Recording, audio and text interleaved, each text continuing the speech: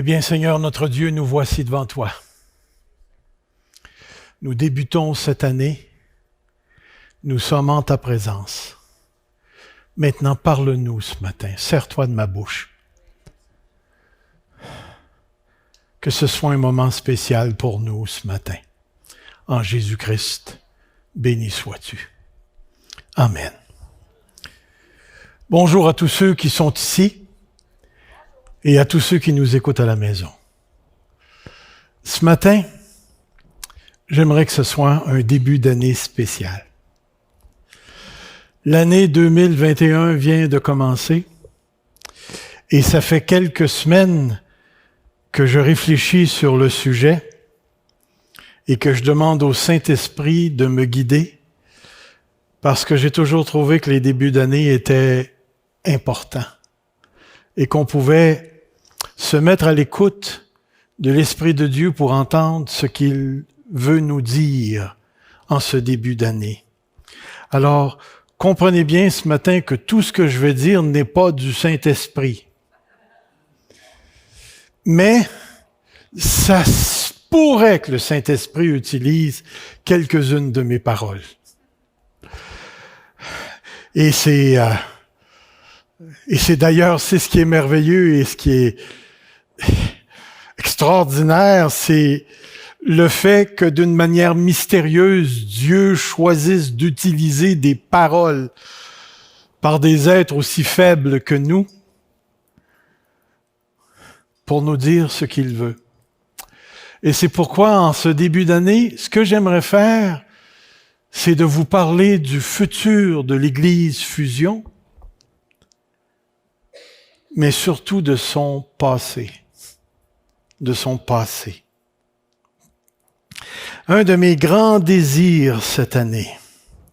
Si vous regardez bien, j'ai marqué sur un calendrier où on est rendu. Et vous voyez, j'espère, où ça finit. Ça veut dire qu'on a tout ce temps-là à remplir jusqu'à ce qu'on arrive à la fin de 2021. Et c'est pourquoi l'un de mes grands désirs et l'une de mes prières, c'est que Dieu nous parle ce matin pour nous dire quelque chose d'important. Saviez-vous que l'Église Fusion n'est pas le résultat d'une action récente du Saint-Esprit?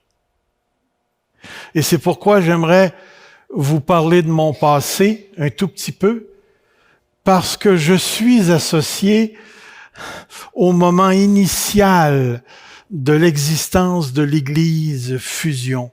Mais ça n'a pas commencé là. C'est pas là 6 ans que l'Église Fusion a commencé à être concoctée. L'Église Fusion a été, pour ainsi dire, concoctée dans le début de la formation de ses initiateurs. Vous savez,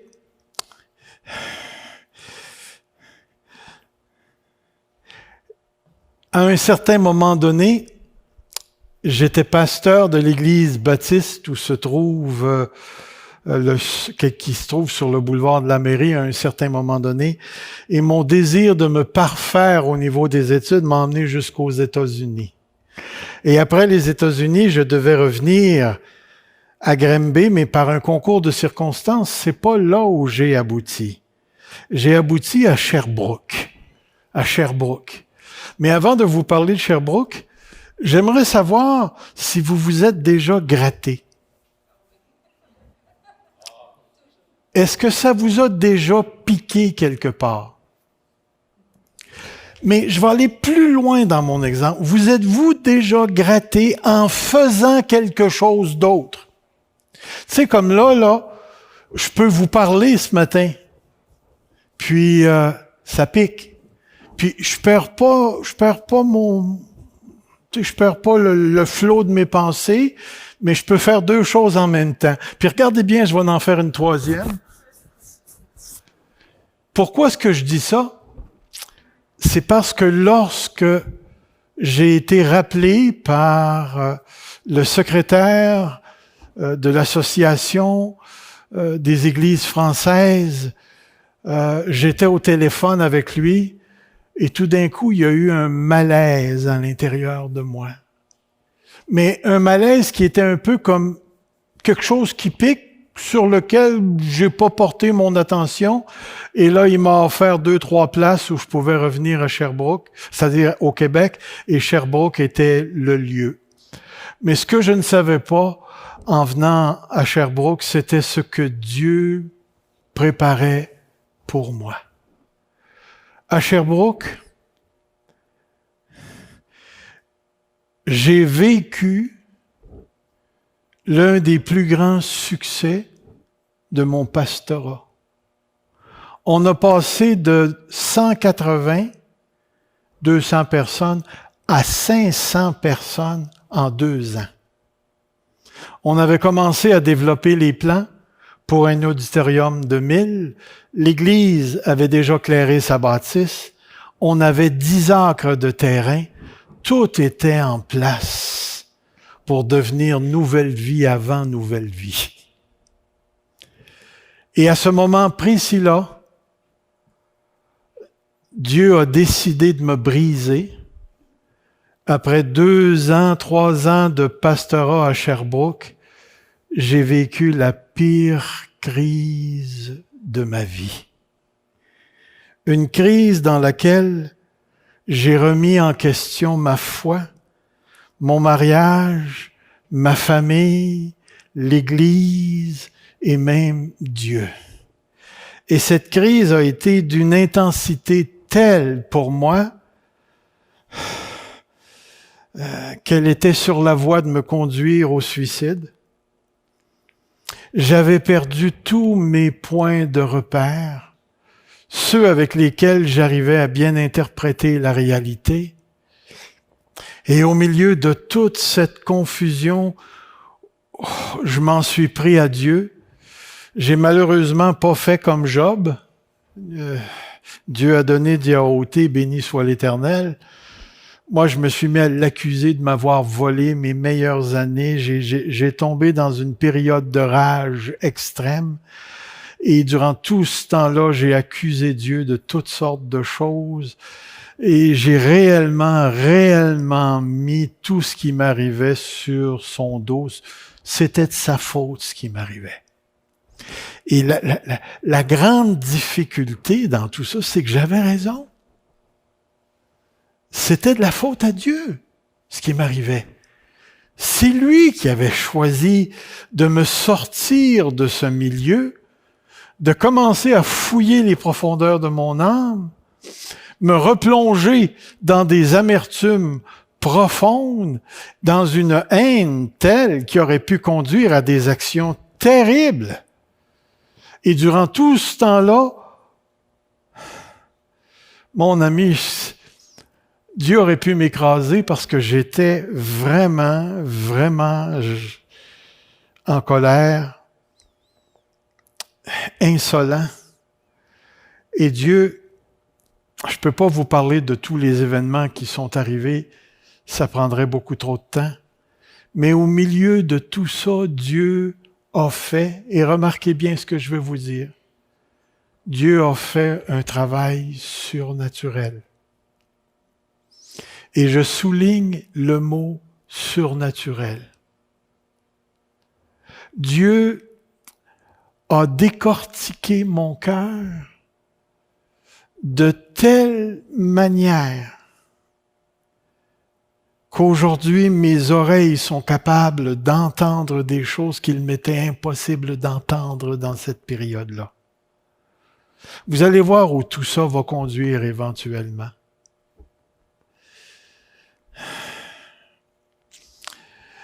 Dieu m'a délogé de mon lieu de sécurité. Dieu m'a délogé de ma dénomination que j'aimais parce que j'étais avec les baptistes de l'association à cette époque-là.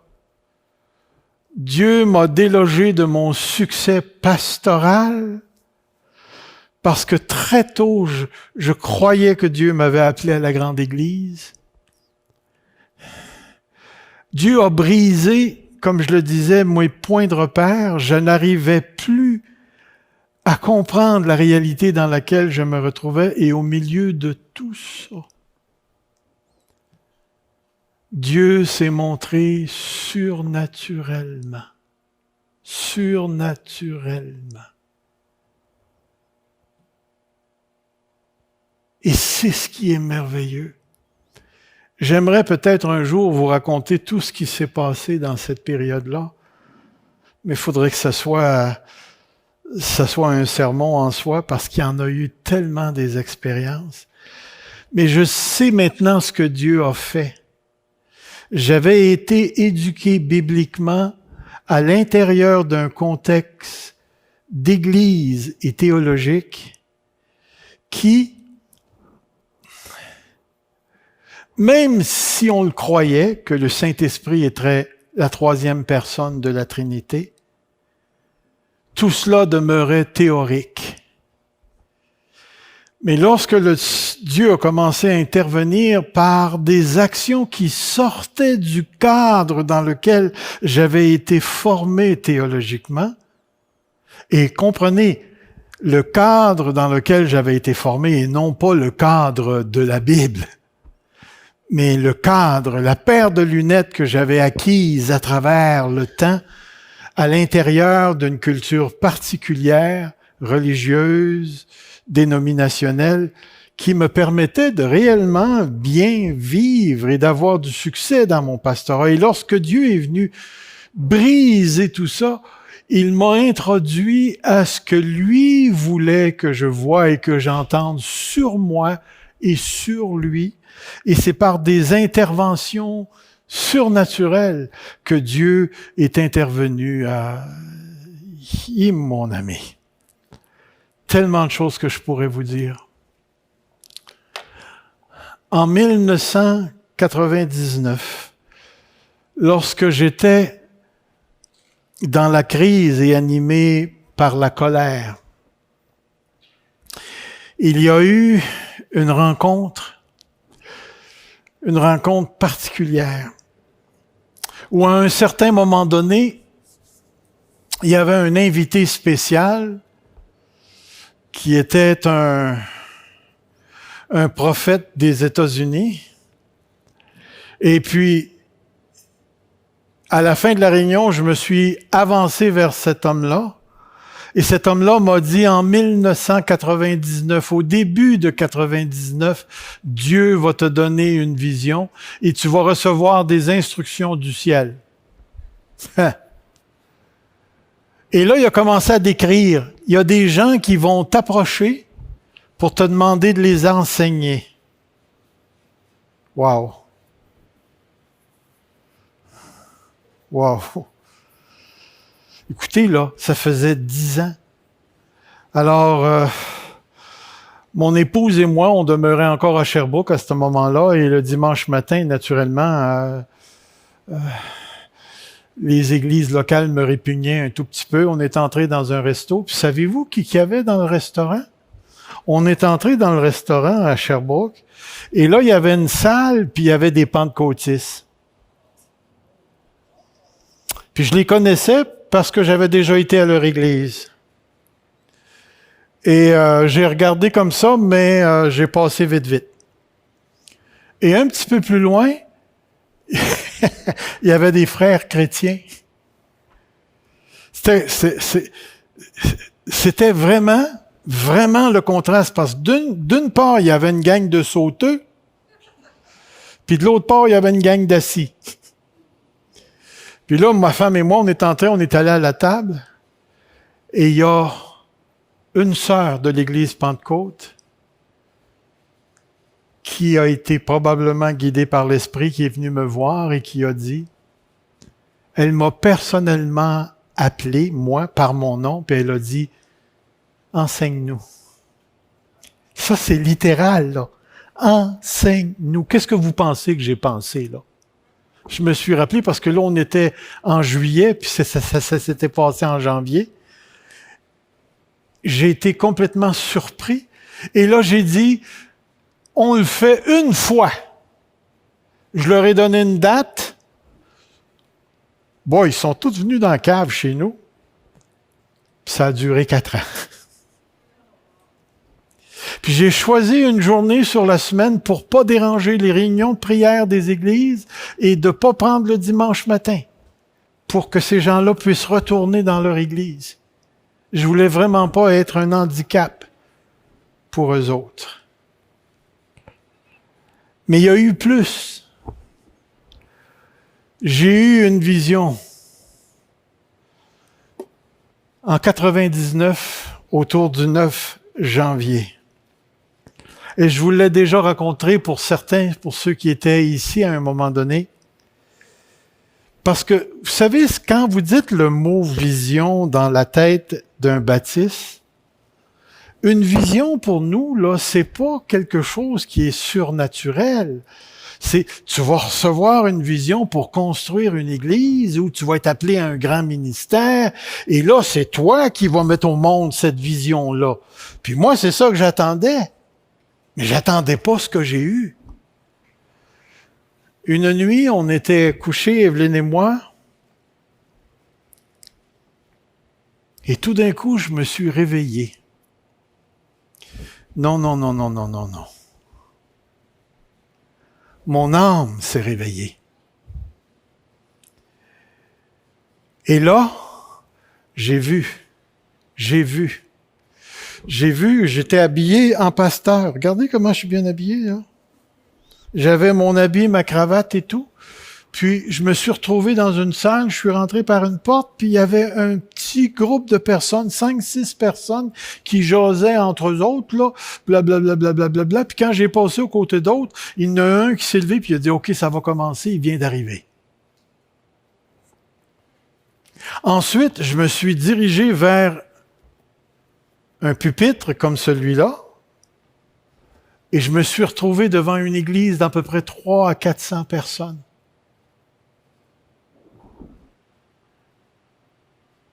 Et à un certain moment donné,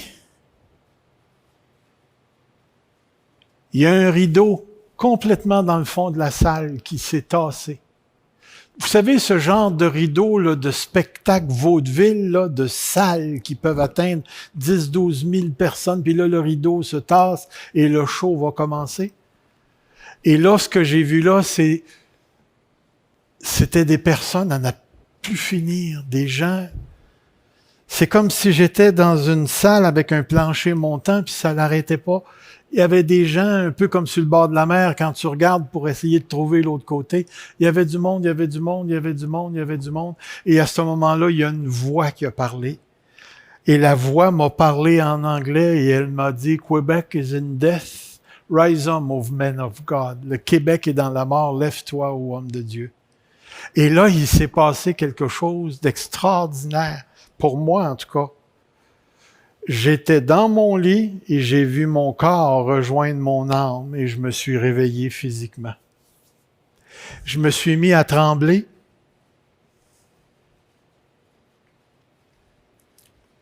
Je comprenais pas ce qui m'était arrivé. Mais il y a quelque chose à l'intérieur de moi qui me disait, c'est de Dieu.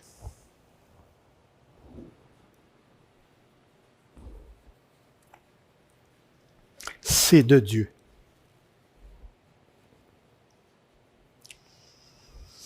Et vous savez comment j'étais tâté à ce moment-là, c'est pas des farces. Le petit groupe a commencé après, puis là, moi, je me disais en moi-même, il faut que je parte une église. J'ai vu 300 personnes, puis je me suis dit, quand je vais finalement partir une église, puis on va arriver à 300-400, il va se passer quelque chose de merveilleux. Fait que je suis retourné voir les frères et les sœurs qui se réunissaient dans la cave, puis je disais, il faut partir une église. Il n'y en avait pas un qui voulait embarquer. Puis là, je me disais en moi-même, qu'ils sont donc bien têteux, ils comprennent pas que Dieu m'a parlé. Mais le têteux, c'était moi. Il y a une différence entre recevoir une vision, un message de Dieu, et interpréter ce message. Interpréter ce message. D'autres événements se sont passés. Je me suis retrouvé assis dans mon salon. Il n'y avait plus une église à Sherbrooke qui voulait me recevoir parce que les pasteurs disaient « T'en sais trop, tu vas faire trembler l'église, blablabla, blablabla. » Fait que finalement, je me suis ramassé à l'Assemblée, la parole de Dieu, à Granby, où Gilles et Ginette étaient les pasteurs. Et je bénis Dieu pour Gilles. Merci, Gilles.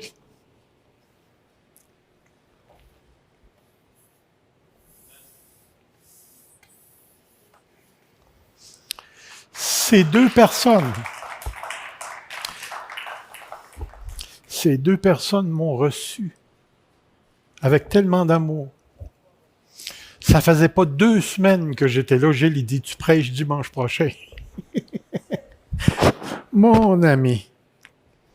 Vous savez que quand j'ai quitté Granby pour aller à Sherbrooke, j'ai dit à mon épouse, Granby, c'est fini, je ne reviendrai plus jamais ici.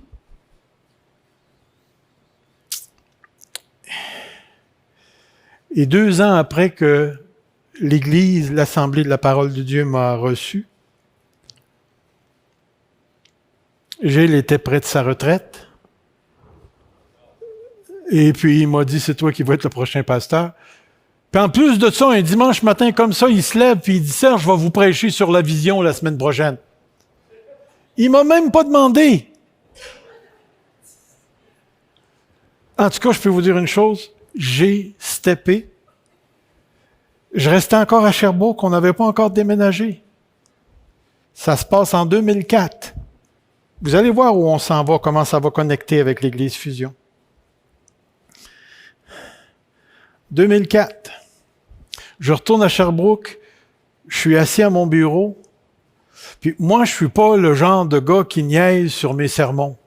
Moi, je prie, quand j'ai une idée, je la développe, ça se fait, les versets, les textes, et ainsi de suite. Mais là, j'étais assis, c'était rendu le mercredi, et ma page était encore blanche, et je savais pas. Fallait que je prêche sur la vision pour Granby. Puis tout d'un coup, j'ai eu encore 2 phrases qui ont passé dans ma tête. 2 phrases. Ça a passé vite. Sherbrooke est un détour. Granby, c'est la 2e étape. Pardon? 2e étape. Et là, je l'ai vu.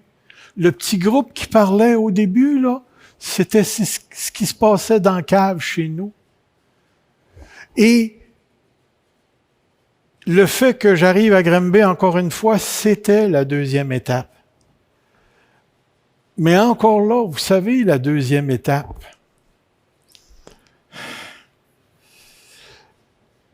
Dieu nous dit pas toujours ce qui est compris dans la parole qu'il nous donne.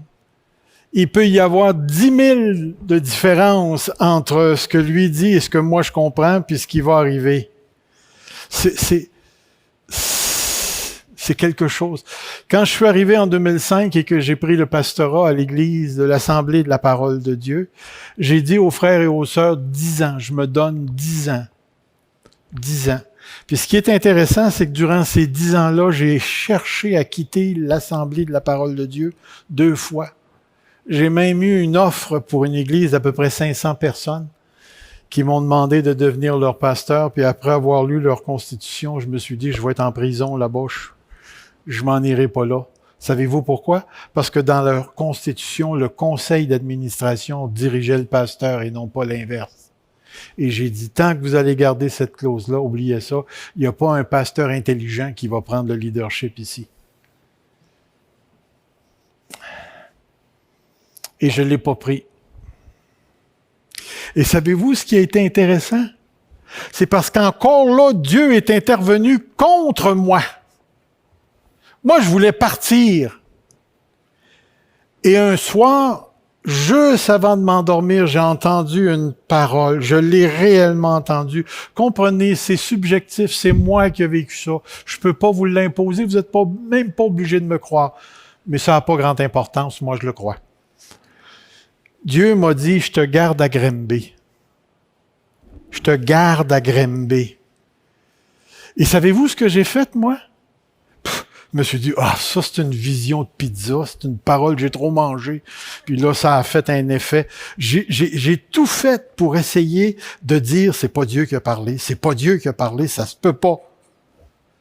Et Dieu m'a gardé à Granby.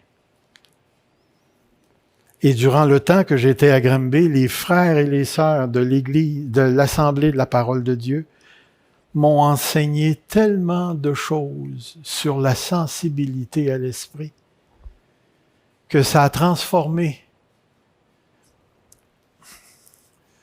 une grosse partie de ma compréhension du ministère du Saint-Esprit.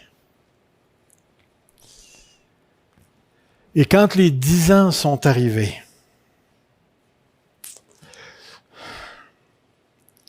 vous vous rappelez, vous en avez entendu parler du fameux départ de l'Église de Fusion. Quand notre pasteur principal, David No, est venu me voir et qu'on s'est rencontrés dans le restaurant et qu'il a dit, Dieu me dit, il faut que je devienne le pasteur principal de ton Église. Écoutez, ce gars-là pourrait être mon fils.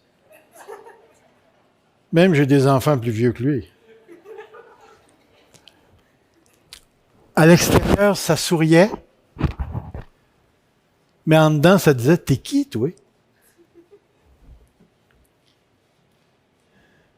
Et savez-vous comment j'ai perçu l'affaire? Et que j'étais tata.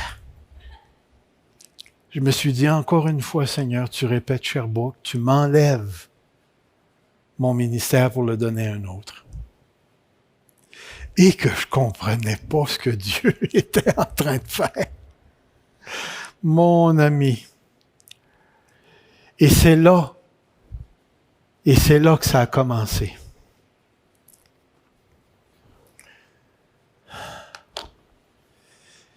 Et c'est là que ça a commencé. À ce moment précis-là, j'ai commencé à chercher la face de Dieu. Et Dieu m'a emmené à cette question principale. Lorsque je faisais mon rond de prière, j'avais un bon kilomètre en rond à marcher. Puis là, je cherchais la face de Dieu, parce que cet événement-là était bouleversant. Et puis, je voulais comprendre. Et là, je me suis mis à réfléchir à l'Église, l'Assemblée de la Parole de Dieu, où on était rendu, les âges où on était rendu, ce que l'Église avait besoin, où j'étais personnellement rendu dans ma cinquantaine, qu'est-ce que j'étais capable de faire, qu'est-ce que j'envisageais. Puis au milieu de toute cette réflexion-là, encore une fois, le Saint-Esprit est intervenu par une question qui a tout arrêté. Et la question, c'était, la veux-tu, la fusion?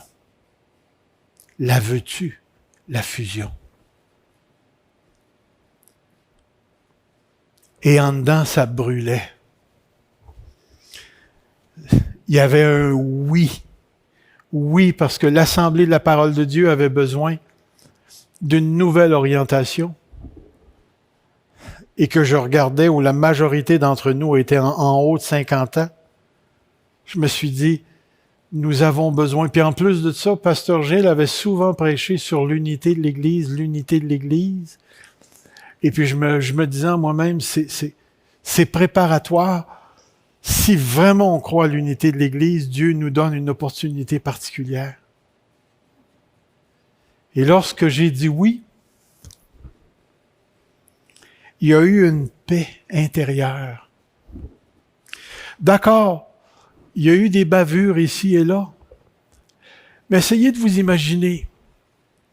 Vous avez une Église pentecôtiste, l'Assemblée de la Parole de Dieu, qui a majoré sa vie d'Église sur l'expérience de l'Esprit, rechercher la présence de Dieu, la manifestation de la présence de Dieu. Et vous avez de l'autre côté l'Église de Waterloo, Nouveau Départ, qui émane de l'association ACF, qui sont beaucoup plus des praticiens. C'est-à-dire, on met l'emphase sur le leadership, la formation, l'implantation d'église et ainsi de suite. Même si ces gens-là croyaient au don de l'Esprit, vous aviez deux mentalités vraiment différentes que Dieu était pour unir ensemble. Et savez-vous ce que j'ai compris à travers tout ça? C'est que moi, je provenais d'une gang de praticiens, parce que l'Association des Églises baptistes visait l'implantation d'églises et d'églises et d'églises et de formation de pasteurs. Mais moi, malheureusement, j'étais pas complètement dans ça, puisque j'étais toujours à la recherche de la connaissance. Donc, j'étais rempli de la pratique, mais en même temps, j'avais une soif d'approfondir, de toujours étudier. Et là, moi, j'arrive tout ça dans un contexte pentecôtiste. Et là, les frères Pentecôte me disent, « Toi, tu connais pas les choses de l'Esprit. » Ah oui? Laissez-moi vous dire qu'avec les différentes expériences surnaturelles que j'avais vécues dans la crise, je connaissais les choses de l'Esprit.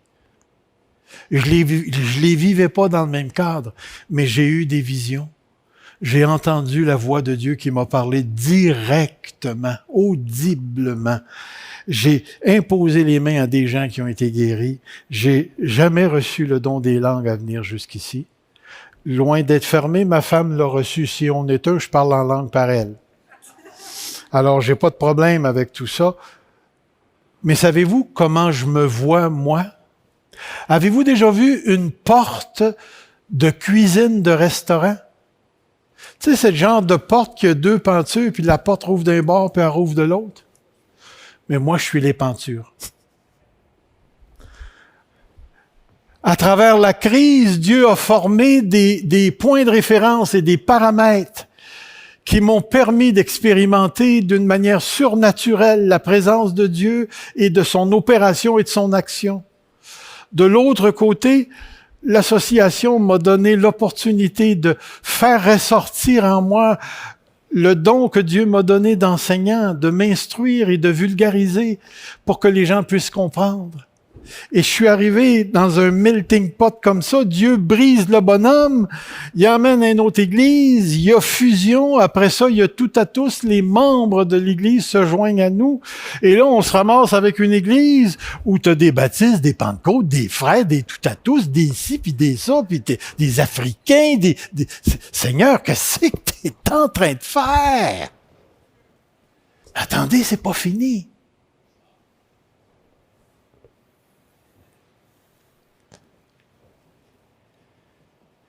On n'a jamais couru après les pasteurs de l'Église Fusion.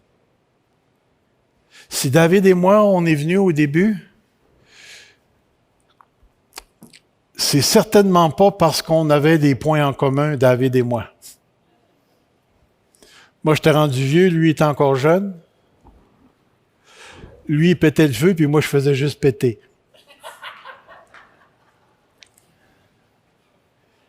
Mais Dieu nous a mis ensemble, quand bien même. Gilles, je ne sais pas quand tu es devenu officiellement pasteur, mais tu as été celui que Dieu... Non, Gilles Adams. Gilles est venu pas longtemps après, il s'est joint à l'équipe. Roxane, tu es venu après Raymond, toi. Ensuite, Dieu a emmené Raymond. Puis Raymond, il venait juste visiter l'église, puis il s'est fait pogner, lui aussi. Après ça, notre frère Roxane est arrivé. Et Dieu a mis son cœur un ministère pour la jeunesse et il est devenu pasteur de cette église. Comprenez ce que je suis en train de dire. C'est Dieu qui a rassemblé le leadership de l'église Fusion. Sommes-nous parfaits? Presque. Mais on a encore des grosses différences. Mais savez-vous ce qu'on sait reconnaître? On reconnaît que nous sommes le fruit de l'action du Saint-Esprit et que chacun dans ses différences a des forces nécessaires pour l'accomplissement de l'œuvre de Dieu. De l'œuvre de Dieu. Je l'ai vu tout de suite. Quand le leadership a commencé à se former, j'ai dit, Seigneur, tu es en train de rassembler l'Église pour quelque chose. Tu es en train de rassembler l'Église. Savez-vous ce que je comprends? J'ai marqué Grimby, la deuxième étape 2005. Ce que je ne savais pas, c'était que Dieu était en train de mettre au monde l'Église Fusion. L'Assemblée de la parole de Dieu, nouveau départ, tout à tous. 3 églises disparates, différentes, très différentes.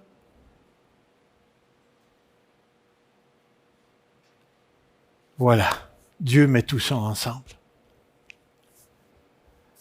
Moi, je pensais que la deuxième étape, c'était seulement l'assemblée de la parole de Dieu. Puis qu'après ça, moi, je passerai à la troisième étape. Troisième étape. Mais je savais pas que Dieu avait fusion dans sa lunette. Je le savais pas. Et lorsque tous les événements se sont rassemblés pour venir ensemble, j'ai commencé à comprendre que Dieu est en train de faire quelque chose qui n'est pas encore fini. Lorsque je suis rentré par la porte et que j'ai vu le petit groupe, j'ai compris que c'était Sherbrooke et que c'était seulement de passage. Quand les 2 phrases ont passé, Sherbrooke est un détour et puis Granby, c'est la deuxième étape, Dieu me disait clairement qu'il y a une troisième étape qui s'en vient. Cette troisième étape,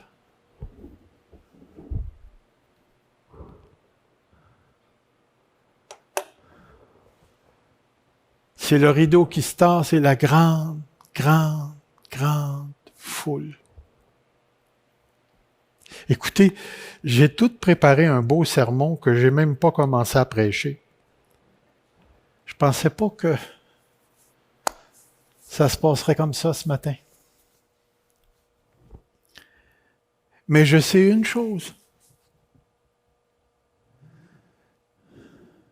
C'est que Dieu m'a réellement dit, m'a réellement montré que la deuxième étape, c'est fusion. Vous savez ce que ça veut dire? C'est que l'Église Fusion est voulue par Dieu.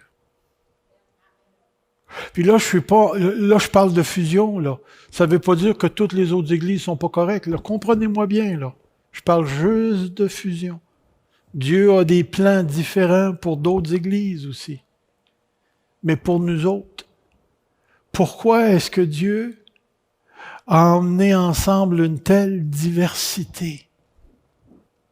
Une telle diversité. Il y a quelque chose dans l'air. Il y a quelque chose de surnaturel présentement. Il y a quelque chose. C'est comme si je pouvais presque y goûter. Et là, écoutez, Raymond a passé le seuil de la porte, le chanceux, il est à sa retraite. Moi, je suis dans le seuil. Ça ne durera pas éternellement, mon affaire, là. Écoute, je suis vieilli, là.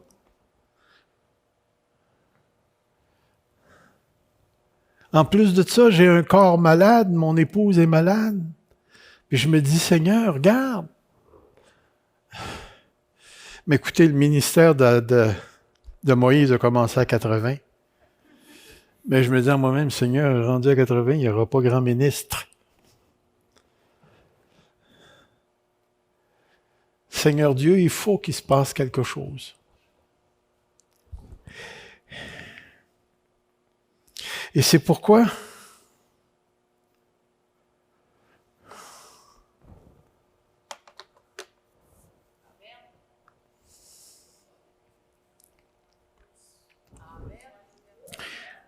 je prie que 2021 soit l'année de l'Esprit.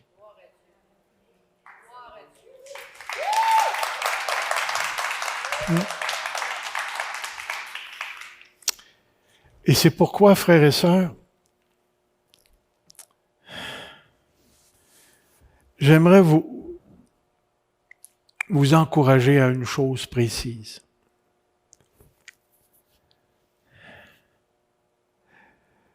Les gens de l'Assemblée de la parole de Dieu, plusieurs d'entre eux ont encore les cadres de leur compréhension de l'Esprit. Et ils voudraient voir Fusion devenir comme ce qui se passait sur la rue Centre. J'aimerais vous dire que ça n'arrivera pas. On a des frères qui viennent de l'Église baptiste qui sont restreints dans leur manière de voir l'Esprit. J'aimerais vous dire que vos restrictions sont trop limitatives.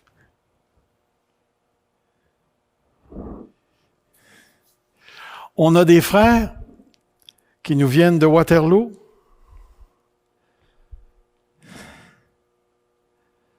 Prenez le temps de méditer sur l'Esprit. Ce que j'aimerais nous dire à nous ce matin,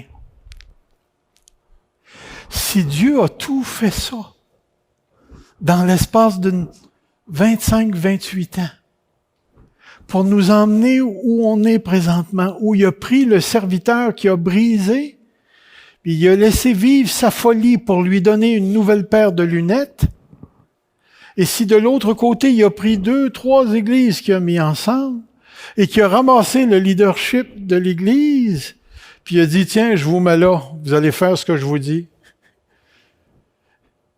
C'est qu'il veut qu'on ait une certaine ouverture. Une ouverture au travail de l'Esprit qui possiblement ne coïncidera pas avec tout ce qu'on connaît de lui. Pourtant, on sait très bien que l'Esprit ne se mettra jamais en contradiction avec sa parole. On sait qu'il y a une parfaite unité entre Dieu, la Bible, et l'œuvre du Saint-Esprit. Et c'est pourquoi il nous faut présentement, en 2021,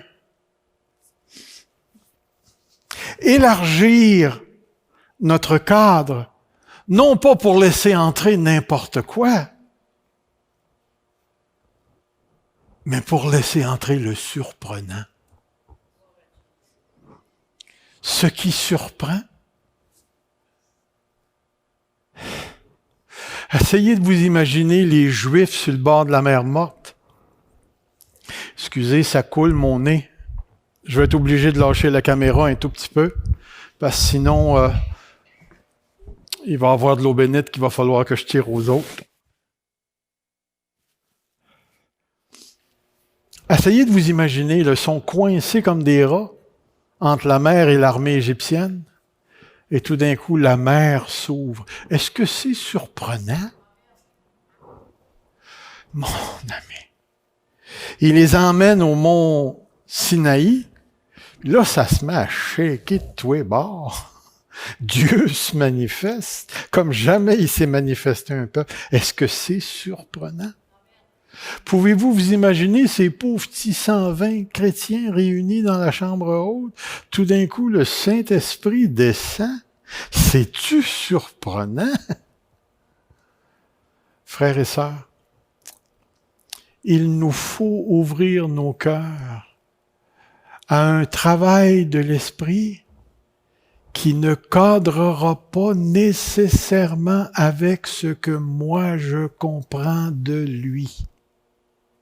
Ma compréhension à moi n'est pas absolue, mais je peux choisir de me fermer ou de m'ouvrir, de changer ou d'éteindre l'esprit. Et c'est pourquoi, en ce début d'année, écoutez, je vous ai pas donné presque rien, je vous ai donné 3 diapos de ce que j'ai écrit. C'est pourquoi je crois que notre futur est ancré dans le passé.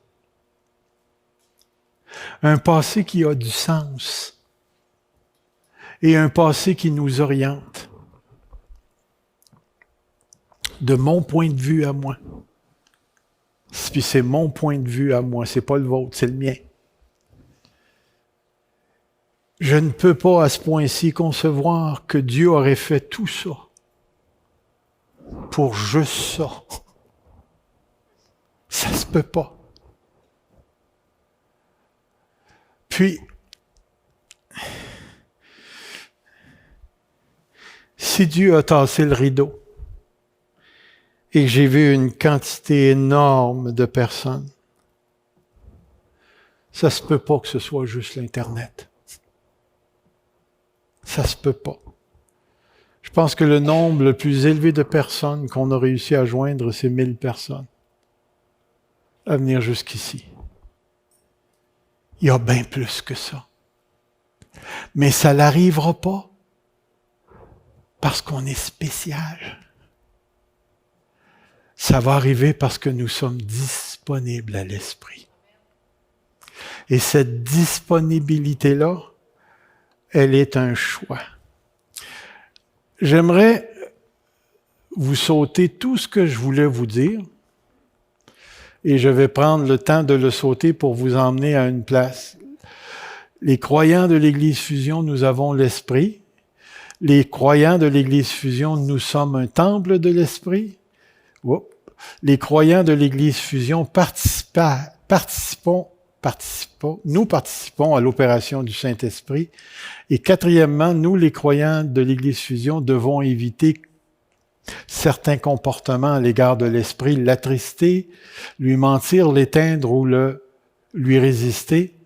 La grande déduction, c'est celle-ci. Si nous, les croyants de l'Église Fusion, nous avons l'Esprit, et si nous sommes un temple de l'Esprit, que nous participons à l'opération de l'Esprit, que nous devons éviter certaines actions à l'égard de l'Esprit, saisissez bien ce qui suit. Je déduis donc que si une Église ou une personne peut mentir ou non au Saint-Esprit, éteindre ou non l'Esprit, attrister ou non l'Esprit, empêcher ou non l'opération de l'Esprit, cela n'est possible que si et seulement si il existe, jusqu'à un certain point, une relation de réciprocité entre l'Esprit et l'Église ou la personne en question.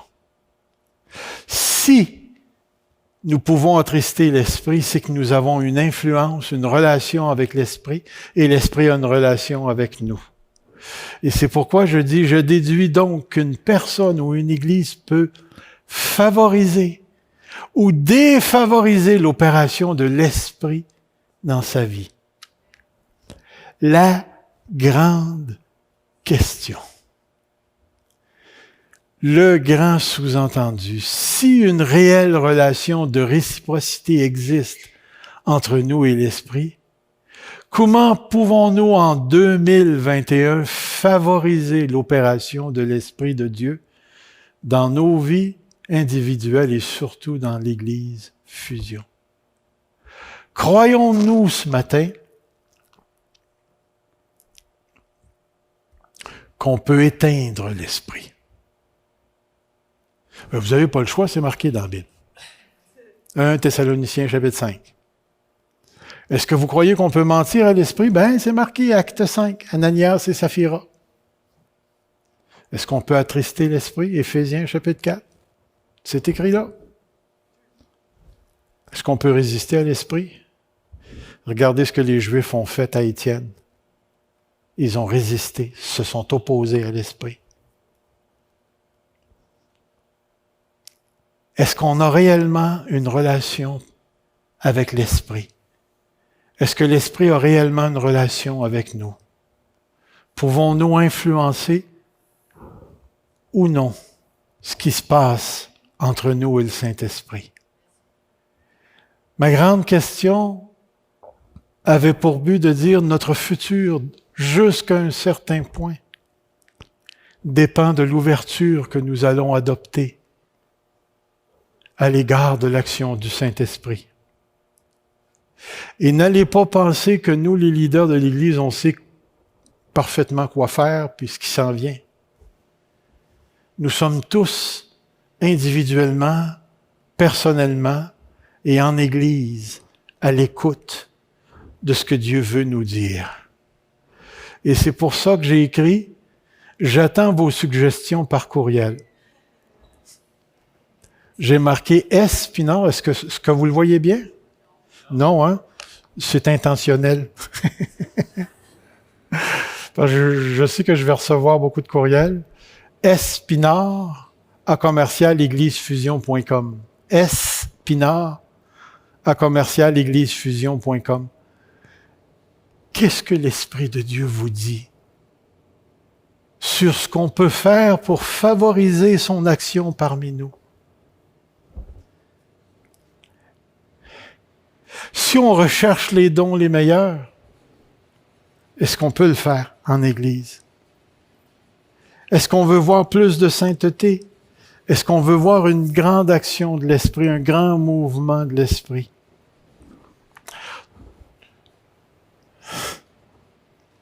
Le Québec est dans la mort. Lève-toi, ô homme de Dieu. Le Québec est dans la mort. Lève-toi, ô homme de Dieu. Seigneur, quelle est la 3e étape? Est-ce que ça se passe ici à Grimby? Est-ce que ça se passe ailleurs? Pourquoi m'as-tu parlé, Seigneur, de cette manière? As-tu fait en sorte que tous les événements se déroulent pour coïncider avec la naissance de l'Église Fusion, qui est la 2e étape? Quel est son rapport, Seigneur, à la 3e étape? Et tu sais, Seigneur, je présuppose, en raison de ce que tu m'as dit, qu'il y a une 3e étape. Et c'est pourquoi maintenant, Seigneur, épluche, arrache ce qui nous empêcherait de nous rendre disponibles à l'Esprit. Place en nous les perspectives, les visions, la connaissance appropriée pour que cette sensibilité, Seigneur, qui est intrinsèque à la relation que nous avons avec toi, puisse devenir de plus en plus favorable et surtout expérimentale. Nous avons tous faim et soif. On l'a chanté ce matin. Faim et soif d'une présence démontrée. Tu sais, Seigneur, les miracles, les signes et les prodiges, c'est une chose. Mais d'avoir un Québec dans la vie, ça, c'est mon but. Et c'est pourquoi je te dis, Seigneur, regarde la condition dans laquelle on se trouve présentement. Plusieurs sont malades, n'ont plus d'énergie, transportent des maladies, des bobos dans leur corps. Mais Seigneur, tu as choisi la faiblesse pour laisser paraître et apparaître ta grâce. C'est ce que tu nous dis à travers l'expérience de Paul. Tu démontres ta puissance là où il y a le faible, et par le faible aussi, tu démontres ta puissance. Et ta puissance, je le sais qu'elle est beaucoup plus large que les signes, les prodiges et les miracles, même si cela les inclut. Et c'est pourquoi je veux me mettre à l'écoute de ton esprit, Père. Tu l'as dit dès le début, les vieux auront des visions, les jeunes auront aussi. Seigneur, je suis rendu vieux, une autre vision, ça me ferait plaisir. Grand Dieu, ce que je te demande ce matin, accorde-le-moi de participer à la 3e étape. Tu viendras me chercher après. Mais permets-moi de voir de mes yeux, Seigneur, d'entendre de mes oreilles la manifestation de Dieu pour un Québec qui est dans la mort. Oh Seigneur, que la vie prédomine, Que là où il y a la noirceur, ta lumière puisse paraître et briller au-delà de tout ce qu'on peut s'imaginer. C'est bien ça que tu dis dans ta lettre aux Éphésiens, hein? À celui qui peut faire par l'Esprit qui habite en nous, la puissance qui habite en nous, au-delà de tout ce que nous pensons ou demandons. C'est pourquoi je te demande le Québec. Sors-le de la mort. Donne à tes églises au Québec une fraîcheur surnaturelle qui leur permettra de toucher les cœurs là où ils se trouvent. Alors, Père, reçois les quelques petits mots qui ont été dits ce matin, les souvenirs qui ont engendré ce discours ce matin. Et que 2021 devienne pour nous, à l'Église Fusion, et partout ailleurs au Québec, l'année de l'Esprit.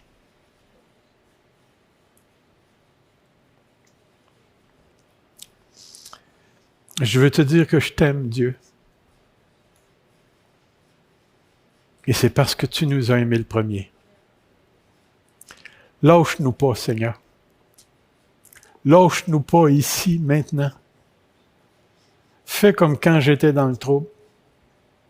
Prends ma main et amène-nous dans des sentiers qu'on ne connaît pas. Et ouvre nos cœurs pour que nous ne résistions pas à ce que ton esprit veut faire. Père, sois glorifié par ton Église Fusion. Sois glorifié par son leadership. Sois glorifié par les frères et les sœurs qui la constituent, cette Église. Et donne-nous le courage de marcher pour toi au milieu de la contradiction. Que ton nom soit béni, Seigneur. Amen. Amen.